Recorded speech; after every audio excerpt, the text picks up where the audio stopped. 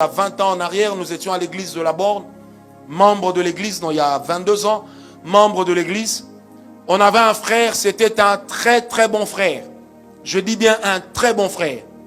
Rempli d'onction, il chassait les démons comme il n'est pas permis. Il est allé se marier avec une femme. La femme a commencé à voler l'argent dans les sacs des fidèles. Et un jour, la police vient arrêter la femme parce qu'elle avait volé les bijoux dans le sac d'une sœur de l'église. Alors imaginez quand les policiers viennent pour embarquer la femme. C'était une histoire désastreuse. Amen. La femme du pasteur en question va se proposer un sacrifice expiatoire aux policiers.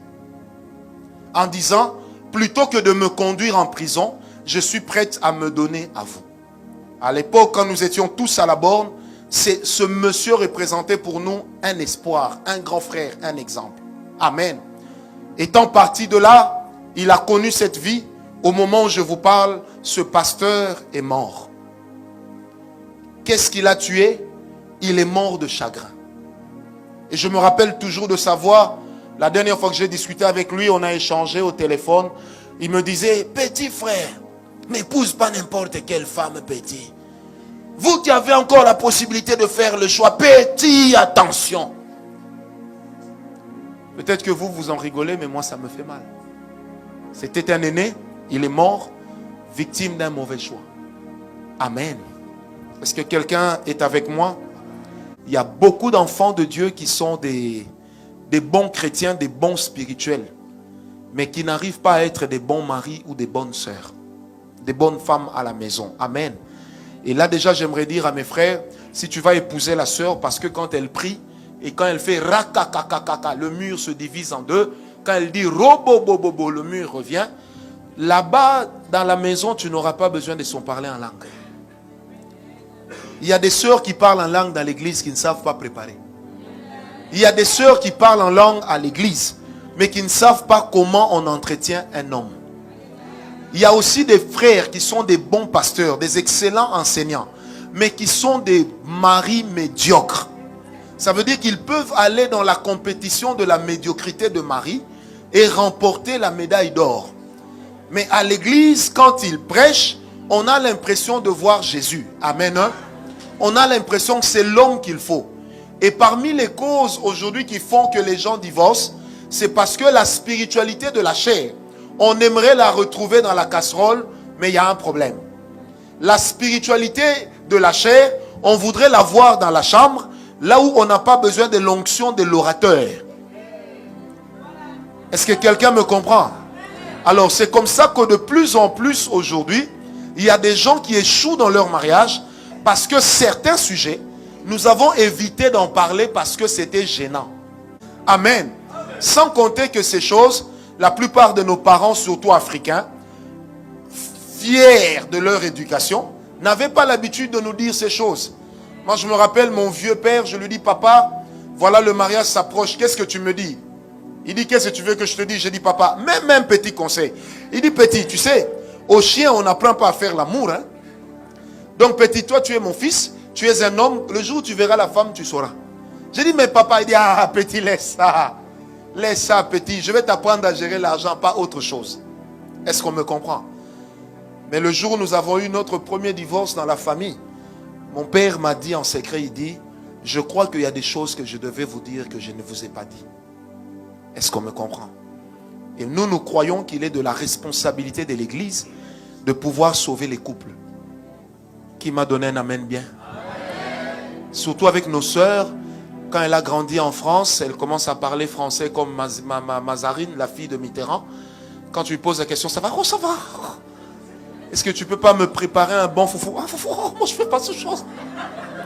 Parce que nous en arrivons à penser que ignorer notre culture est une promotion dans la vie. Alors que c'est la bêtise. Et on appelle intégration ce qui est en réalité un renoncement à son identité. Quand Madame Wagner arrive à Kinshasa, elle continue à faire pour son mari des frites. Mais quand Thérèse arrive à Paris, elle veut que son mari entre dans les frites. Le pauvre qui a grandi avec le foufou, qu'il coupait à la main, on veut lui apprendre à manger avec couteau fourchette. Pendant qu'il ait de ses aliments chez nous, ça demande qu'il y ait une participation active de la main. Quelqu'un m'a donné un amen bien. J'avais une soeur à l'église, un jour je dis, ma petite, tu veux te marier, tu as maintenant 30 ans, mais qu'est-ce que tu sais faire dans la vie? Elle me dit, papa, tu sais, moi je sais préparer. Je dis, tu prépares quoi? Moi je fais des salades. Et puis elle bouge sa tête, je fais des salades. Et puis je fais la nourriture des blancs. J'ai dit, mais ton fiancé là, c'est un noir, c'est pas un blanc. Tu ne vas pas le blanchiser pour qu'il puisse commencer à manger des histoires là comme si... Hein? Je n'ai rien contre la nourriture des uns et des autres, mais chacun de nous est bien dans sa nourriture originelle. Qui est d'accord avec moi? C'est que tu dois savoir avant de te marier, la première des choses à savoir, c'est que tout mariage repose sur une règle d'or. Amen. Tout mariage repose sur une règle d'or. Et la première règle, c'est que le mariage est d'abord une institution divine. Ce n'est pas l'homme qui a eu l'idée de se marier. Ce n'est pas l'homme qui a décidé de se marier. Mais c'est Dieu qui a décidé qu'il n'était pas bon que l'homme soit seul. Et qu'à l'homme qui était seul, Dieu s'est dit, il lui faudrait une aide semblable. Là, nous sommes dans Genèse 2, verset 18. Dieu dit, il n'est pas bon que l'homme soit seul. Je lui ferai une aide semblable. Aide semblable en hébreu, c'est justement ce qui a donné le mot ou le nom Ebenezer. Ça veut dire que la femme est cette entité qui vient compléter à l'homme pour que l'homme devienne un corps entier. Ça veut dire qu'avant qu'un homme ne soit marié, il est considéré dans la réalité biblique comme n'étant pas complet. Est-ce qu'on me comprend? C'est pourquoi la femme n'est pas une esclave. Amen. La femme n'est pas un sous-homme. Mais la femme, c'est l'être que Dieu a donné à l'homme pour permettre à l'homme d'avoir plus de valeur. Qui me donne un amen bien? Nous autres, nous sommes des victimes heureuses du mariage. Depuis que je me suis marié, ça fait bientôt 12 ans, ma vie a changé. Je mange bien, je suis béni. Et je me suis rendu compte que quand je voyage seul, les gens ne me bénissent pas bien. Mais quand les gens voient ma femme, surtout qu'elle est belle, les gens la bénissent elle. Et moi, je profite derrière elle. Mais je lui demande toujours de ne pas dire que je suis son frère. De peur que Pharaon, roi d'Égypte, ne puisse la prendre. Est-ce qu'on est d'accord avec moi? Donc la première des choses, il faut savoir que le mariage est une institution divine. Amen. Le mariage n'est pas une institution pastorale. Le pasteur n'a pas le droit d'imposer à un frère une femme. Encore moins d'imposer à une femme un frère. À l'église, nous ne venons pas pour des calculs maritaux, où le pasteur dit, ces frères-là, cette sœur-là peuvent aller ensemble. Parce que, pasteur, nous-mêmes, nous sommes des hommes de Dieu, nous le savons. L'attitude que les gens ont à l'église n'est pas toujours la vérité de ce qu'ils sont. Je connais une église quelque part à Kinshasa. Un jour, le pasteur était en train de prêcher. L'onction tombe sur lui. Et puis, il dit que toutes les femmes célibataires montent ici. Et toutes les femmes célibataires de l'église se sont retrouvées sur l'esplanade avec le pasteur. Et le pasteur a eu la deuxième partie de la révélation, je crois, qui était fortement charnelle. Et qui était charnelle à un degré élevé. Et il va dire que tous les frères célibataires de l'église se tiennent debout. Tous les frères célibataires de l'église sont debout. Et puis il commence à pointer. Toi, viens choisir une femme. Toi, viens choisir. Ce jour-là, il a formé dans son église 37 couples. Au bout de 3 mois, toutes ces personnes se sont mariées. Une année après, 2 couples tiennent. Ça veut dire que le pasteur a connu 35 cas de divorce en une année. Parce qu'il a cru que le mariage était une imposition pastorale. Le mariage est une œuvre divine. Le Seigneur traite le mariage avec la même délicatesse qu'il traite le sujet de l'église. Parce que le couple est l'image première que l'enfant reçoit de Dieu. L'enfant apprend à connaître Dieu à partir de ce que papa et maman sont. Est-ce qu'on me comprend? Et l'image de la Trinité, nous l'avons même dans nos familles, où le Père représente Dieu le Père, par moment maman représente le Saint-Esprit, celle qui connaît la faiblesse de papa et qui sait à quel moment vous devez aller demander l'argent à papa. C'est pourquoi les enfants qui étaient un peu olé comme nous le savent, si tu te fais le meilleur ami de maman, tu obtiendras tout ce que tu veux de papa. Car maman connaît les profondeurs de papa. Et elle sait à quel moment il convient de venir lui exprimer une requête. Comme le Saint-Esprit connaît les profondeurs de Dieu. Est-ce que quelqu'un me comprend? Et du reste, c'est quand vous regardez la nature du Saint-Esprit et sa manifestation dans l'église, vous allez remarquer qu'il y a quelque chose de la femme dedans. Amen. Est-ce que quelqu'un me comprend? Et Jésus, cette image dans la famille, nous l'avons généralement avec nos aînés. Ça veut dire celui qui est capable d'intercéder. Soit c'est l'aîné, soit c'est le cadet. Celui qui, lorsqu'il apparaît devant papa, papa exprime toujours une sorte de faiblesse en sa présence.